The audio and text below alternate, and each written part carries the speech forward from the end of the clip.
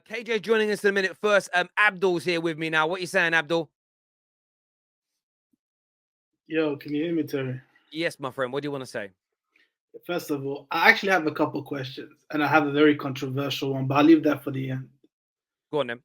First of all, Terry, you guys are cooking us next week, man. You guys are cooking us. Don't worry. You know me. I don't get carried away. Ironically, I said on Monday on the Top Six show, yeah, we'll beat Leeds, no problem, and then we go and drop points. So whenever I talk like that, something goes wrong. So as far as I'm concerned, Barca's a hard game, but I hear you. We have big injuries as well, but I will say that I was gonna ask you, like, just the first question of my two questions is that, do you think it's an issue that Rashford and Sancho both excel in the same position? No, I don't think it does. I think it creates great competition. I think that Rashford has proven this season that he can go through the middle against certain teams. I also think Jadon Sancho is very good on that right hand side. And what I would like to see now, I like Rashford on the left, but what I would really like to see is if you've got a striker in, they're both playing wide, alternate them for moments. I think Sancho predominantly on the right. I think we actually need someone right-footed on the right-hand side who can go beyond someone and cut that ball back. I think that would be really dangerous for us. So I'm not really that concerned personally. I've seen him have great games on the right, great games on the left, Sancho. What Sancho's got over Rashford when he's in form is he can do it on both flanks, where Rashford does it left and central. So I think he gives us more options and it gives us problems. Yeah, I mean, it makes sense. It makes sense. And my second question, it's a controversial question, Terry. But if you really look at it, Terry, last season could be classified as a fugazi season for Man United. If you look at your last 5 years, for example, like last year was just horrendous, like to the next degree.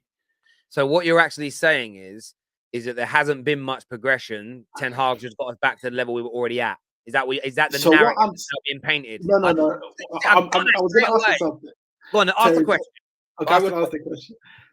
If you look at it statistically, in Ollie's last full season and Mhm, Ten Hag's season this season, mhm, after 22 games, almost same goals conceded, same goals scored, and same points.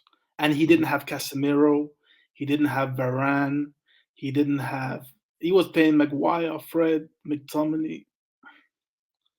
So you got to remember that Man United still had players like Nemanja Matic and Paul Pogba in our midfields. These teams, like Ollie had the likes of why am I forgetting his name? The striker Cavani in his side. Like he had quality players as well. Like let's not forget that a lot of money was invested into Ollie. I think the difference is this: the quality of the majority of the performances.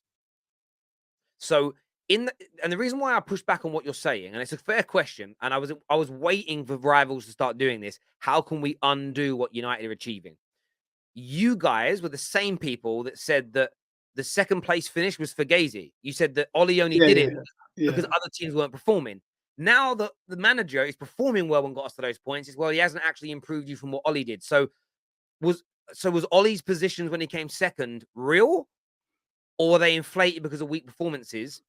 And so now I'm confused because what rivals are going to do is unravel all the criticism they gave Ollie and how bad he had the team working and the way we fell backwards to try and bring Eric Ten Hag down. I get why people would do it in the same way that Liverpool and City fans have painted the narrative that the last 5 years have been the greatest 5 years and the hardest 5 years to win the Premier League ever. Why? Because they want their teams crowned as the greatest sides of all time. So I hear your point, but I think for me, long story short is when watching Man United play in the vast majority of games this year, we've looked better on the ball.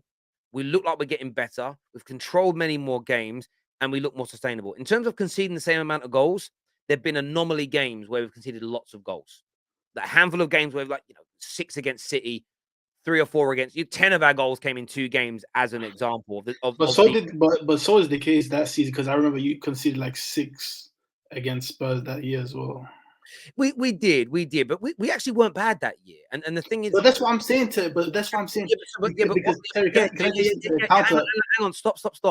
But it's not about He didn't take over from Ollie when Ollie had a second and we were improving. When we went into the beginning of last season, the Yeah. expectation was the challenge for the title because the season before we'd improved, but then we regressed again. And by No, the but end of Terry, it, my point is, hang on. can I just counter this? Can I Yeah, counter so this? you asked a question. What is your point though? What are you actually saying? No, no, no, but can I counter this just quickly? Yeah, no, but no, I don't want you to counter it because you've asked your point. What's your actual point though? Like, are Okay, you saying there's been no improvement in this Man no, United? what I'm saying is that because the narrative from you last season was very much that this United team is actually just underachieving massively, which everybody can agree on. Yes. So them, what they're doing now, is Ten Hag making them overachieve, or are they just back to their standard, what they were doing under Ollie? Because So, statistically, they are. I mean, I've answered that question for you, and I've said I don't believe it's the same because I think that what we're doing is we're playing more sustainable football. We're improving and we're getting better. The style of play is better, and I think over a longer period of time, it's more sustainable. I That's it. mean, So yeah, what? So yeah. I've answered it. So what do you? So what do you think? Do you not think we've got? Do you not think we're better than we were under Ollie? I mean, I gotta be honest. Based on performances like today, I don't think so because when I look at it, like the standout performances this season from United, for me personally, have been that Spurs performance was fabulous. But when you really look at it, bro, even on the Ollie, you guys were always dominating Spurs. You were always playing them off the park.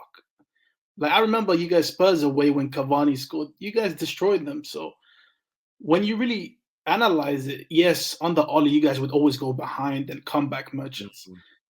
But like I don't know, man. I feel like like I've seen It's today, like my reason for challenging with you this is this though. So if you go back to the 2018-19 season, after 22 games, we were on 41 points. I think we'd lost 5 games. We were actually on the back of a really good, but like that was the season that Ollie came in and we went on that really good run. We had the 1920 season, so Ollie's first full year. Let's actually break down what you're saying and see if it's true. We were on no, no, 30. no, the second season, not first season. Hang on, yeah. So, but this is let me finish. So the first season, after 22 games, we were on 34 points. So we're definitely behind where we are Yeah, now, and we weren't playing that well. You then had the yeah. 2021 season where we came second. But this is why I challenge you.